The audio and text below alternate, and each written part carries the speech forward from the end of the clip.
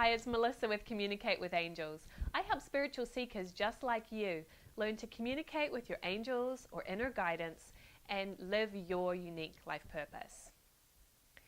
So today's topic is a question for you. What if there is no such thing as right and wrong? Now what do you choose? So a belief in right and wrong, good and bad, is something that permeates strongly through our society. And in truth, we need some of those rules that society imposes on us. My mentor, Francisco Cole, would talk about the ticky-tacky boxes of society, the game that we have to play, the rules we follow here in our society to keep us respecting each other. And yes, some of these rules are necessary and good, right? We need to drive on the correct side of the road, depending on what country you live in.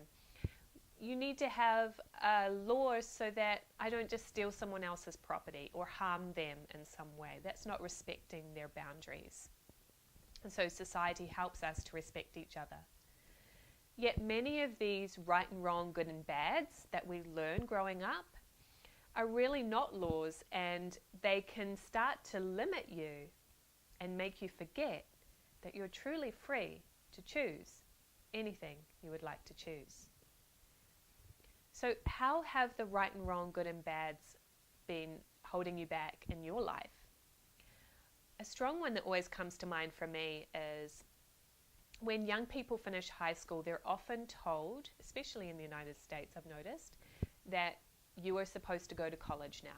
That is the right thing to do, the good thing to do. And that's great for some kids, but it maybe isn't a fit for everybody.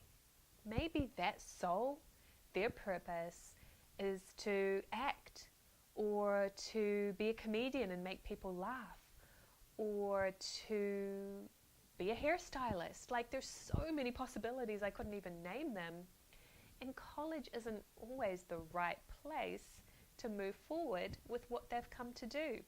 Yet there's so much pressure on these kids to make that particular choice as if it's the right thing. So that gives you a good example of how you might have, even without realizing it, been limiting your choices. Are you stuck because you think you have to keep this job, you need the benefits, or you're staying in a relationship that's not good for you because you think you should? Any should, you can start to look at that and say, is this really true? Do I have another choice? Because as soon as you start asking a question and looking for new possibilities, they'll start to come to you. And above all else, follow your feelings on what is right for you. So you are free. And there are so many possibilities. Now that you're free from the belief of right and wrong, good and bad, what do you choose?